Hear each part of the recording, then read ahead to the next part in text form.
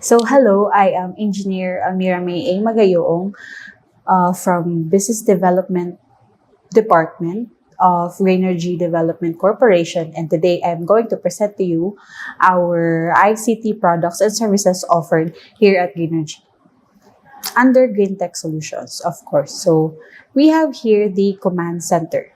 So what is um, command center? So command center is ito yung parang isang office or we are trying to um, use the smart hub as the command center to our clients. So we all know that Greenergy Development Corporation is a renewable energy company and it is providing services using the energy coming from the sun. So we have established the Greenergy solar PH for a few years before, and then we are stabilizing with the power of the sun, and we are trying to expand our projects in the ICT department or field. So what is this? These are the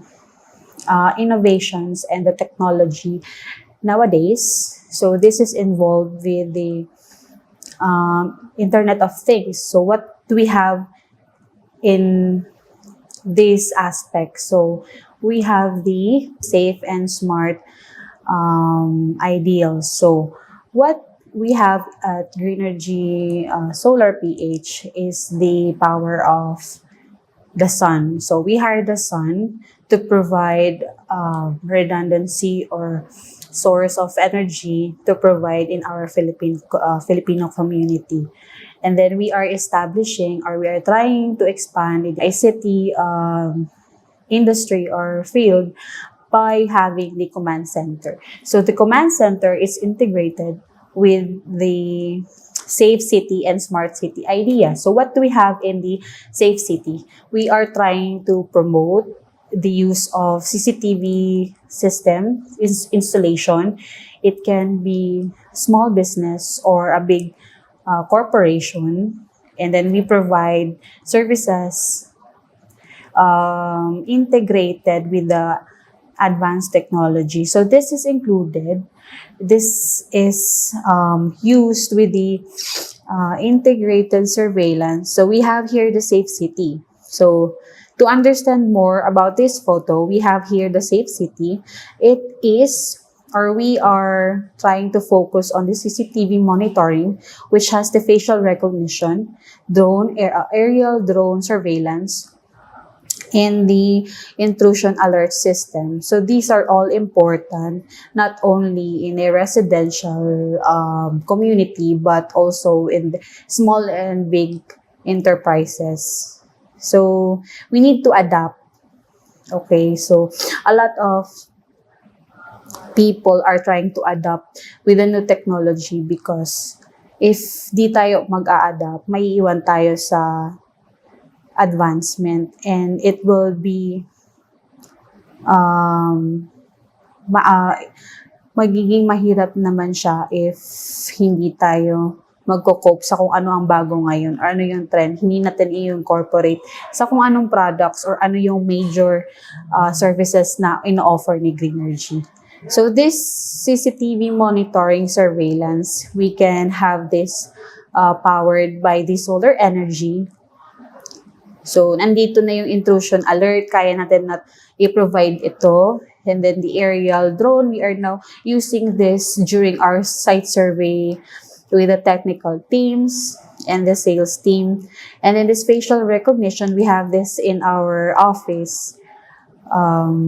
We are using the facial recognition and the body temperature. So a lot of things can be used on the CCTV monitoring. It's not just about recording what is happening in the room, in a closed room, or in a place, but it has a lot of given attributes and advantage kung gagamit tayo nitong CCTV monitoring. So aside from this CCTV monitoring is we can integrate it with other ICT products like turnstile.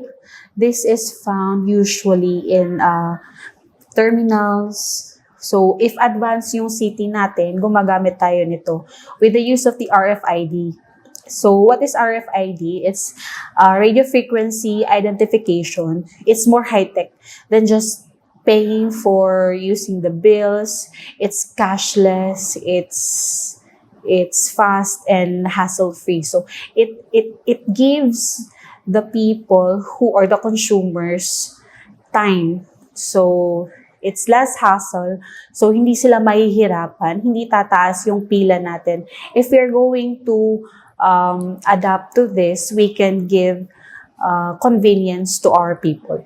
And then second one is for the vehicles. It's not only for the people. We also have barriers for vehicles. So, para saan to? It's for the security, the entry and exit of vehicles. Kaya to sa mga malalaking companies. So, we can offer also this to them, to our clients.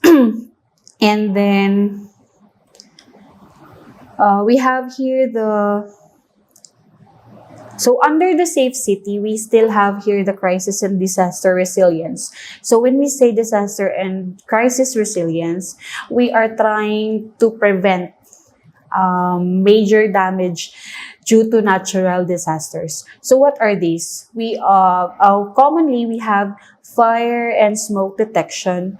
We have the weather monitoring systems and the flood control. So in our area here in Cagayan de Oro and the neighboring cities, we are really prone to flood. So how can we help our clients with this dilemma? We can provide them so flood monitoring, level alarms, or with surveillance also for the live monitoring of the flood levels, so we can, instead of people going to the river banks or bridge, near the bridge, it's too risky and dangerous. So instead of people going there, we can use devices to monitor the levels of water virtually. And then, or remotely.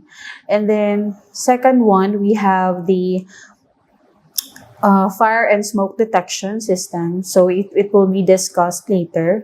And then, the weather monitoring system. So, this is very important also because since we are in a tropical country and a lot of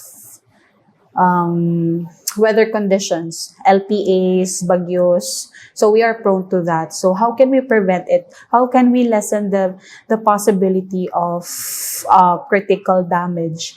So by providing weather monitoring systems, we can say that we can tell our clients to provide even for a barangay wide or a city-wide, it's very helpful, especially those to the places that are prone to natural calamities. And then, we are trying also to incorporate hotline and alarm systems. So, whenever weather, fire, or flood will arise, it is a very crucial stage. So, how can people address this concern to our local disaster and risk protectors? So how can we inform them aside from the hotlines or the posting on social medias? We can directly inform them via hotlines and alarm systems. So we can try to incorporate this to provide better communication during those times of crisis. So we have also the two-way radio for the safe city ideal. So next, let's go.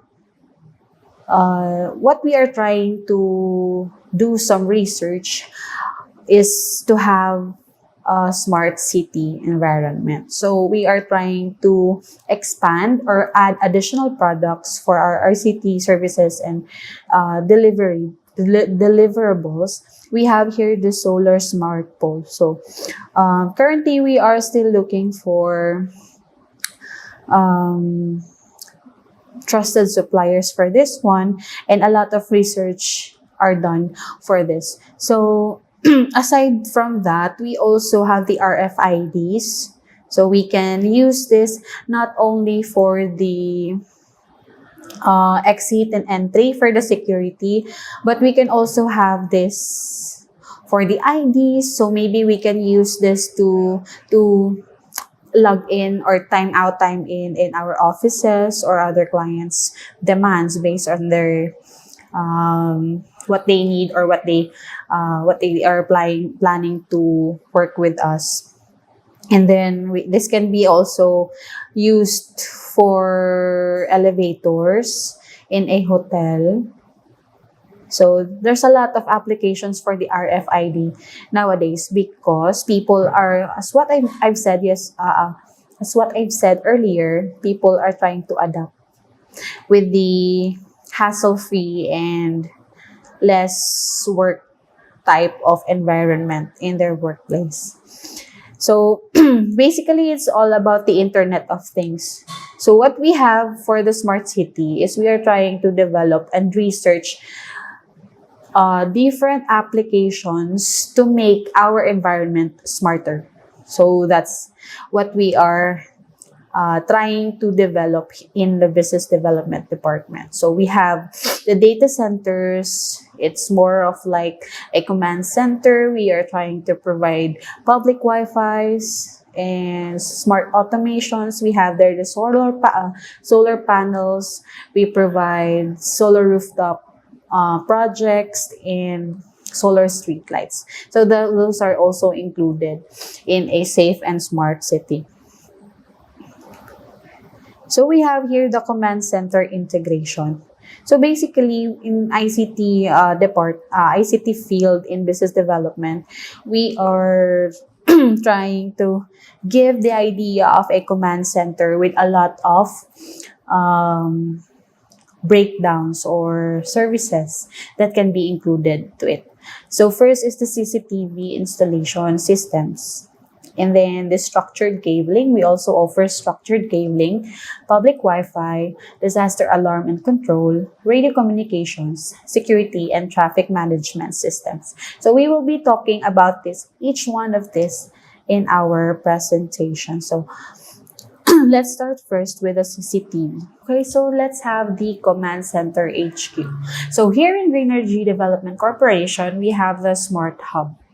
So what is a Smart Hub? It's a prefab container with 4 units of 20 feet size container, 10.4 kilowatt hybrid on-grid, and 650 watts per panel to maximize available roof area. So we are offering a prefab container with a built-in solar energy backup. So these prefab containers can be used in a lot of things.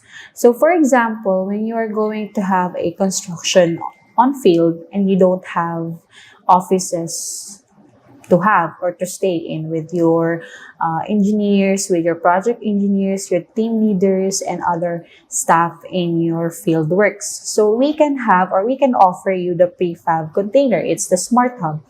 So it's built with the solar backup. And this is very convenient because it will be a less hassle and it takes less time to construct this because this is a prefabricated item or product. So the main role for this one, so when a client is trying to ask for a command center and they don't have an office or they have no space in their buildings or their enterprise, is we offer this one. So the main role for this is to have a CCTV monitoring for towers in all perimeter areas. So GPS monitoring for vehicles, live view for drone surveillance, integration of personal monitoring through RFID attendance. So all of this mentioned can be used or can be integrated to this prefab container Smart Hub. So, kung nahihirapan yung client natin, wala silang space, and then it will take time to construct one, so we can offer this to them. This is very convenient and reliable. So, kita nyo naman dito sa actual photo. Ito yung actual photo or actual item product namin. Currently, and then this is the design for the prefab. We also have the internal views and the initial designs. So it depends on the client on however they want to use or however they want to make use of the prefab container. So it still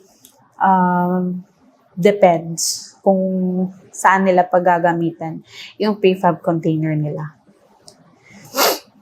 So that's one specifications in the ICT products we have. So let's go down to the CCTV. So CCTV, also known or means closed circuit television. So ano to sila? These are ICT products. It's a camera.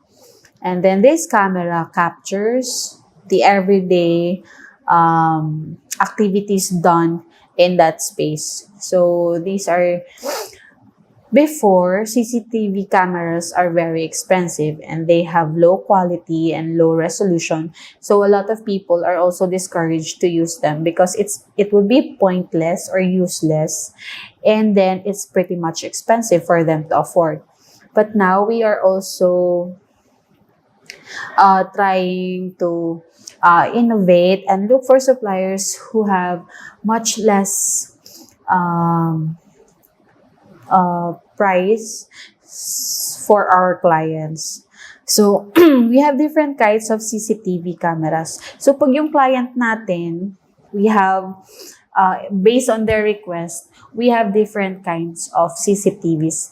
Depende na lang kung saan siya gagamitin. So, we have here, on top, the ANPR. So, this kind of CCTV, it's the automatic nameplate recognition. So, where is this used? Usually, this is used on the streets. So, usually sa mga traffic lights, intersections, highways. So, para saan to? Bakit nire-recognize yung nameplate recognition? Number one is to identify the vehicle. Kasi every plate number is registered to a certain person. So, what if that person violates the road safety rules and laws? So, it can be easily identified or can be tracked using this ANPR camera. So, this is widely used by cities that has prone to a lot of accidents and law breakers. So, next one is we have the surveillance drone. So, where is this used? It is a camera used to do surveillance via aerial view. So, this is used if you are going to look on a bigger range. So if you want to have a top view for a certain place or a certain building, something that you need to look into with the aerial perspective, you can use this aerial drone. Third, we have the bullet camera. So this bullet camera is used for outdoors. So if your client wants to have a CCTV installation system purely in an outdoor scenario or environment, we can propose to have this bullet camera. So there's a lot of bullet cameras available in the market. So it depends on the specifications that the client wants. May mga bullet camera na malaki yung resolution, matataas yung range, yung full color, meaning kahit gabi is colorful yung nakukuha niyang video surveillance. Meron ding IR, yun yung black and white. And then, motion sensing. So, ang daming specifications, depende na lang siya sa kung ano yung gusto ni client. So, we can ask them. That is one of the reasons why we are going to have a survey. So, we will talk to them what they want to have in their CCTV installation systems. And then this one, it's the dome camera. So, we have the bullet camera for outdoor applications. We also have the dome camera for the indoor. So kung napapansin nyo, if pumupunta kayo sa mga establishments, you can find there this type of cameras because it's very ideal for indoor application. So it also has a lot of specifications varying from client to client. So we also had to talk to them and try to negotiate kung ano yung need talaga nila. So, ganun lang. And then last one, we have the PTZ camera. So the PTZ camera is used for citywide. It's the pin, tilt, and zoom. So these are the different kinds of CCTV cameras. So if your client wants to have a CCTV camera na yung kahit na napakalayo nung test subject nila, na-zoom, na-tilt, or napapan, they can use the PTZ cam. So this is very widely used in a citywide scenario. Kahit gaano kalayo, so depende na lang sa specifications na kaya ng camera. Depende din siya sa pricing niya. Okay. So to learn more about CCTV systems, let's have here. Okay. So to learn more about CCTV systems, we have here two different types of CCTV system. So first, introduce natin yung analog CCTV system and what is this. So a CCTV system that is analog,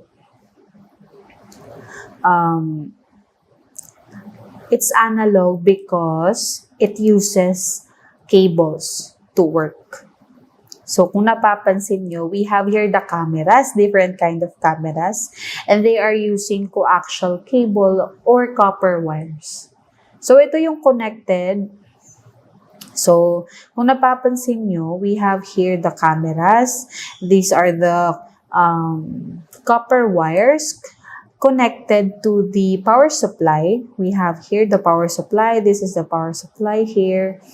And then, connected to the DVR, also known as digital video recorder. So, ito yung nagka-capture ng mga videos na kinukuha ng mga CCTV cameras natin, and then from the DVR, mako-connect na siya sa TV or monitor. So, meron siyang connector dito. So, this is how an analog CCTV system works. So, yun lang. Ito lang yung mga major components niya.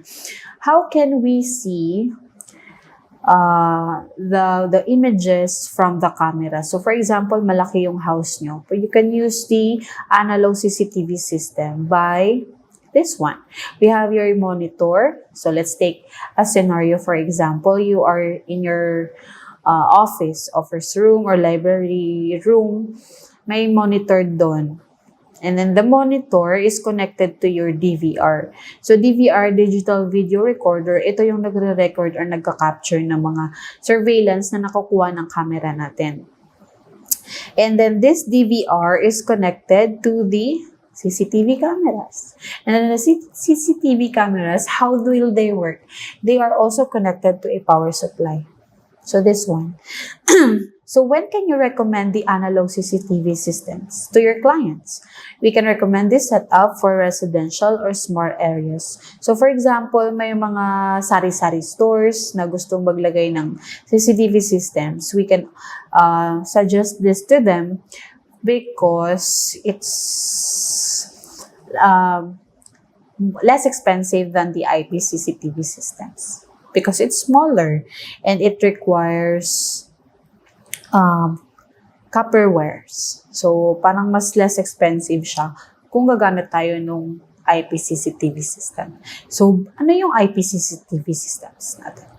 So, these IP CCTV systems, we are using not copper wires, but the internet. So, we have here the LAN cables connected to our NVR and our cameras. So, this is a simple diagram for our IP CCTV systems. We have here the internet, the router, and this router is connected to our NVR. Also, this router is connected to our 8-port PoE switch. So, this serves as the power supply for our cameras. Wala na siyang, there's still copper wires, but it's less since we are going to use the internet to make the cameras work.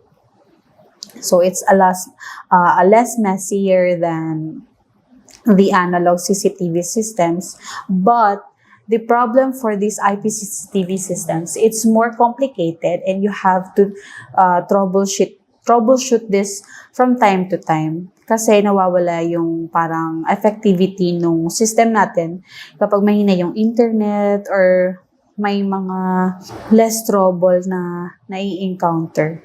Like yung loss of contact, mga ganun. So, how these IP cameras work, we are using the UTP cables connected to our 8-port PoE switch.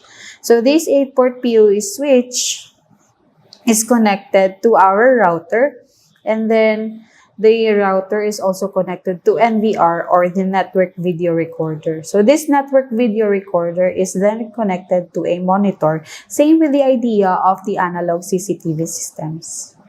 So when can we recommend this type of setup to our clients? We can recommend this by when our client is in a larger scope of monitoring, or if the client is in a bigger establishment or a bigger house or a bigger application. So that is when we can recommend this kind of setup. So we have here the data analytics. Since we are going to configure the IP cameras instead of the analog CCTV systems, where we just have to connect and play the cameras. Although in IP CCTV systems, currently a lot of major suppliers or distributors who are trying to make it less complicated by introducing the plug and play of the IP cameras. So there's a lot of manuals. We can really understand more about the application and the technical difficulties and procedures for this CCTV system. So it's no big deal, and it's very reliable and it can easily be learned. So we will not have a problem for that. So what are we going to use, or so some basic knowledge of how analog and IP CCTV systems work. So on what the components are used to make it possible to work. So we have here the coaxial cable. It is made of a copper wires. So here, this example, we have here the braided and the insulated part. So these here, inside the red and black covers are the coax cables. So it's the copper wires. Also, we have here the connectors. So these connectors are used to connect to the digital video recorder. This digital video recorder is responsible for the capturing and recording of the surveillance taken by our cameras and will be displayed in the monitor. So these are the power supplies, as I've mentioned earlier.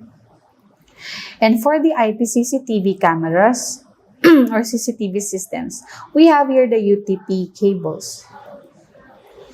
And then these are assembled with the RJ45 and then use the PoE switch. This is the PoE switch, or the power over Ethernet. So we don't have to use power supplies anymore because we have this 8-port PoE switch. And then this is the NVR, the network video recorder. So this is also the one responsible in capturing and recording the surveillance taken by our cameras. For the IP CCTV system, it's network because we are using the internet. And here, it's the digital video recorder because we are only using wires. So it's not wireless. So IP CCTV system, it's wireless. Analog CCTV system is wireline. So that's the difference. So this is an example of a closed circuit television system. This is a surveillance pole. So we have here the bracket and 2 bullet cameras. So we can see that it's an outdoor. It's very ideal for outdoor. Bullet cameras are very ideal for outdoors. We cannot recommend to use dome camera outside. So this is the box, the switch box. This is where the troubleshooting and the splicing happens. So next ICT service we offer is the structured cabling. So what is this structured cabling? So a lot of clients doesn't want to have a lot of wires messy in their area or in their environment. So we are trying to promote a clean and conducive workplace for our clients. And we are trying to implement the structured cabling. Structured cabling, ito yung parang malinis na daloy ng mga kable. So, we are trying to sell structured cabling to our clients because it makes the after sales a lot easier to troubleshoot and repair. Kasi if we do not promote the structured cabling or if we do not offer the structured cabling, like latag lang tayo ng mga cables anywhere, anyhow, no proper labelings, a lot of after sales contractors or subcontractors will have problem in their work. So, mahirap i-trace kung messy yung cabling system natin. And then, it will be very, very, very time-consuming to rectify. So, structured cabling in what? So, ICT products and services offer structured cabling for local area networks, CCTV systems, fire detection and alarm system, radio communication, security, and traffic management. So all these mentions requires cables. So even if you say that it's wireless, it's IP CCTV systems, there will still be cables. So where can we find these cables? Inside the cabinets. For the CCTV, we have a lot of grooming to do for the cabinet, wiring structures. So local area network, this is the internet that we can provide to our clients. So radio communication, we still have to use the wires. And then traffic and management, a lot of wires also. So fire detection and alarm system, this is, it doesn't mean structured cabling, only have the wires, but also the flow of water for the fire prevention when it's detected. For the alarm system to work, we have to have a clean and understandable structure for that. So that is very important. A lot of enterprises, a lot of residentials wish to have a structured cabling done with their client or with their contractors. Kasi it will make their life easier. And then when problem arise or parang worst case scenario, hindi na sila makakapagtawag ng parang technician or after sales na team. So they can resolve it on their own. They can rectify, they can troubleshoot, they can identify kung saan yung mali. So, hindi na siya magiging factor ng dilemma or problem. So, that is what we are trying to offer. Next is the public Wi-Fi. So we have, earlier, we have the smart city and safe city ideal. So public Wi-Fi is included in our services. So we are trying to promote or we are trying to sell this kind of services since our world nowadays involves a lot in the internet. So a lot of people demands internet anywhere they go, in public places, in parks, stadiums, office buildings, they want access to the internet. So we are trying to target the clients. Who are we targeting? It's the clients that wants wireless connection. So, and then majority need na talaga nila ng wireless connection, wireless internet. Kasi if we are not adaptable to the advancement, then mapapag-iwanan talaga tayo. So we have here other applications of the public Wi-Fi. So we have the GPS. So napapansin nyo, a lot of people hindi na nagtatanong sa mga kakilala or anyone, strangers on the street, because they have access to the Google Maps. So aside from this, it's the GPS. So, natatrack nila. May mga establishments na hindi gumagamit ng GPS and they are having a hard time tracing their vehicles. Yung iba na nagkakaproblema kasi hindi na alam saan na napupunta yung mga vehicles nila and it's a loss for them. We are trying to help our clients grow bigger in their business. And then we are also building relationship with them by providing utmost products or reliable services. So, ayan, we also have the public Wi-Fi. This public Wi-Fi is or can be solar powered also. So we are trying to incorporate the power of the renewable energy we have. So all of our products and services, we have the solar power backup, or it's solar power ready, solar energy power ready. And then we have here the solar smart pole.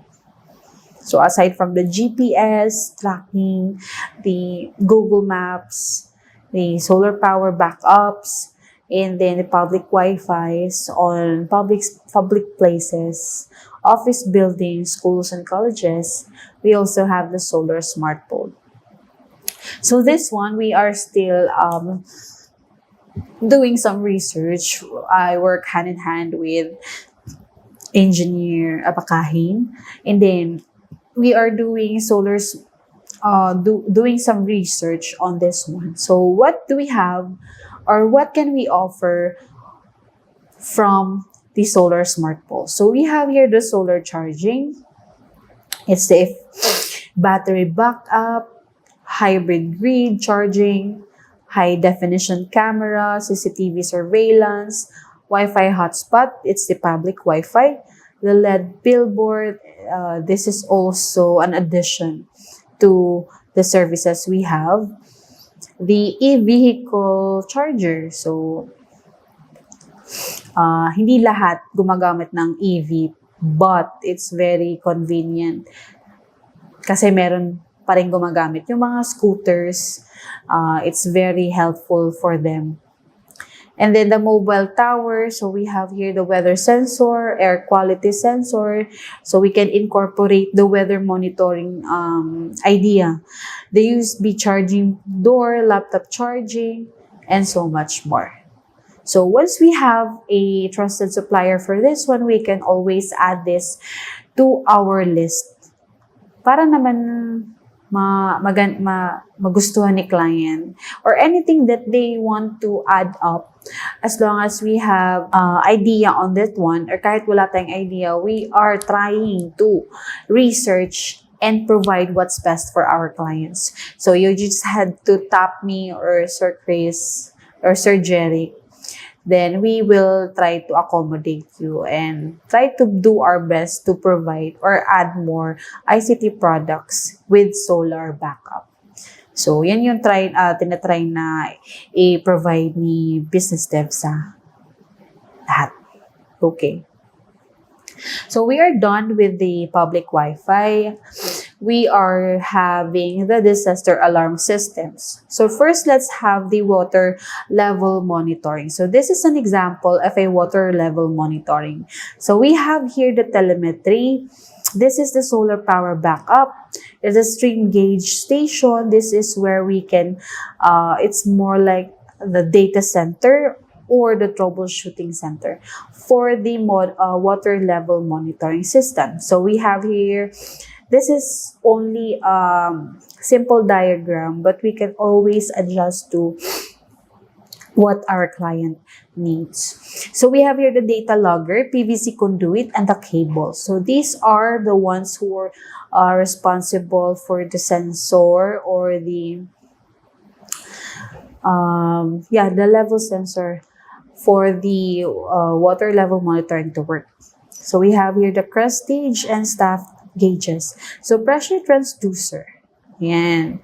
So parang nakikuha na natin yung idea kung how it works. So we have the transducer, the sensors, and then the levels. So pag tumataas yung water, nadidetect nila, di ba? So, and then, dito yung parang data center. So, dito nalalaman or remotely monitor yung status ng level ng water. So, this is very helpful for those residentials or barangays na palaging nababahaan sa bagyo. And then, next is the weather monitoring system. So we have here the weather monitoring system. This is just a simple diagram. So so this will vary depending on our supplier. When we can, it will change. But this is the basic diagram. We have here the wind spin sensor, lightning rod, simple total radiation sensor, wind direction sensor. So these are basically sensors for different types of weather conditions. So this will serve as our protection and frontliner. So it's also powered by solar backup, and then we have here the tripod. So ito yung parang basic lang na diagram niya. But more or less, ito yung napoprovide ng weather monitoring system to prevent the worst case scenarios by typhoons and low pressures. And then lastly, we have our fire detection and alarm system. So here we have the diagram. So first responders depend on reliable two-way communication when lives and properties are at risk. So the two-way communications, it is what we introduced earlier. It's under the Safe City. It can help our cities to respond more quickly and to prevent the worst case effects or after events. So we have here, for example, the fire systems. So we have here the Yagi antenna, or we can use different kinds of antenna. For this diagram, we are using the Yagi one. And then with the help of this tower, they can easily communicate with the hotlines for different dilemmas and disasters. So we have here the police, the fire truck, or the ambulance. Since in Philippines, there's a lot of problems happening. So we have here car accidents, fire, especially now with our weather. It's very hot and it can really start a fire when it's too hot, and then the materials are highly flammable. It's very possible to have this kind of problems. Also, We are in a tropical country, a lot of typhoons, so there's a lot of flood. So we need to respond more and to be vigilant and to share the knowledge with the use of technology. So this is an example of a fire detection and alarm system. We have here the main components is the fire alarm control panel. So this is where we operate the whole fire detection and alarm system. This is where the alarms will show on what zone depending on your structure. We have here the fire alarm bell and the call point. So this will technically make an alarm to the fire BFPs, Bureau of Fire firemen, yeah, to ask for help. And then this is a smoke detector. So there are different kinds of smoke detectors depending on the client's demand. So you can always tap me for this. So that's the fire detection and alarm system. So we have here the radio communications. So how does it work?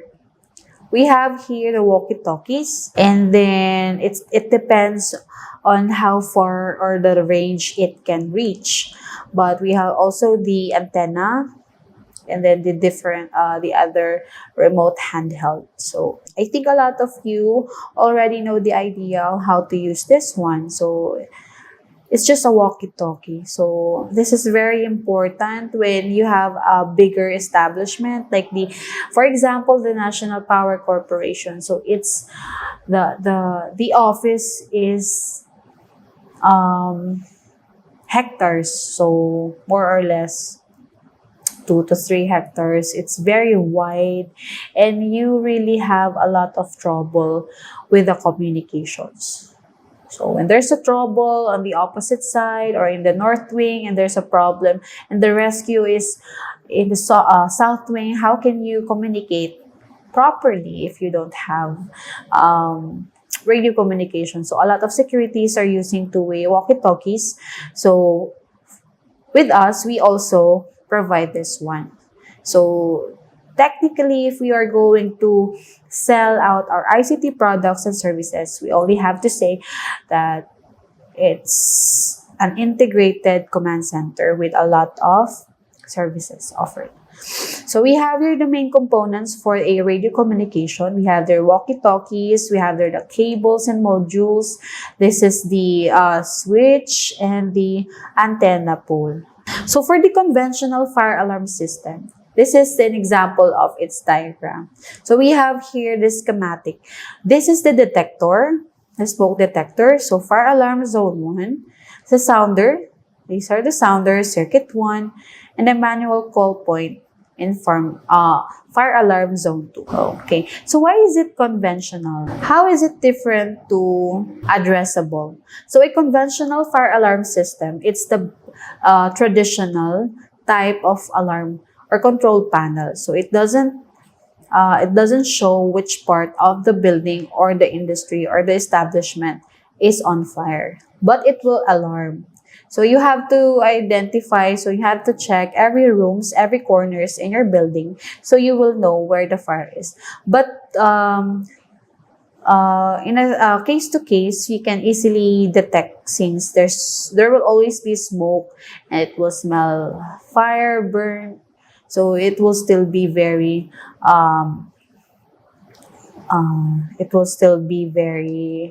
parang noticeable. So the addressable fire alarm systems. This is more advanced because it will show you which level of every zone the fire is. So alam natin, so madedetect niya kung saang part ng building yung fire na nagmula. So it will be less time to search for the fire, and it will damage less kasi mapaprevent natin siya earlier or faster than the normal conventional fire alarm systems. So, mas madali yung response. So, let's try to negotiate with our clients na endorse yung addressable fire alarm systems kasi mas convenient siya para sa client natin o para sa health and risk ng mga tao. So after the disaster and crisis resilience, we have here the security, the entry and exit. So this is what I mentioned earlier, the turnstile. We can see this a lot in the terminals. So advanced cities, they are using them with the help of RFIDs. It's cashless and it's more convenient than the traditional one. So, if hindi kasi natin i-adapt yung parang advancement na technology natin, it will give time and stress to our people. In the Filipino community, that is our target. Who are our consumers? We target these people to make their lives a lot easier. So, we are trying to sell our products with this type of services. So, RFID entry, this is very reliable since we have a lot of specifications or characteristics worn by a lot of people compared to the traditional access to rooms and clock, time in, time out. So log, it's the office logs that matters most. Kasi, ito, for example, yung biometric. So, it's less hassle and more secure since limited people can only enter the room. So, we have here in our office, we are using this. We are adapting to the advancement of technology. We have here the less access control. Only the employees are allowed to enter. So, less prone to security breach. And then also the fingerprint identification. So this is we are also using this in our office, so we can also promote this to other people. But there's a chance that a lot of people are already using this technology because, as what I've mentioned, it's very secure and less trouble to our people. So we are targeting the Filipino community in the Mindanao and in the Philippines. So fingerprint storage capacity is durable and ruggedness. It's very helpful. There's a lot of applications in RFID entry, and we can always do a lot of research for us to establish and implement these kinds of services to our clients. We can always expand, we can always do some research, learn it, and then apply. So that is what we offer. And then, yeah, so the turnstile, okay. And the boom barrier. So this is an example of a boom barrier. So this will monitor the vehicles in and out in our establishments. So this is very important to include when negotiating command centers, because a lot of establishments don't have this, and this is very important, especially when you have a client that has bigger establishments and will apply this in a bigger corporation. So this is very helpful. We can always introduce this to them. It's very important. So I have here a short clip. This is how a boom barrier works. So I just want to show you. Okay.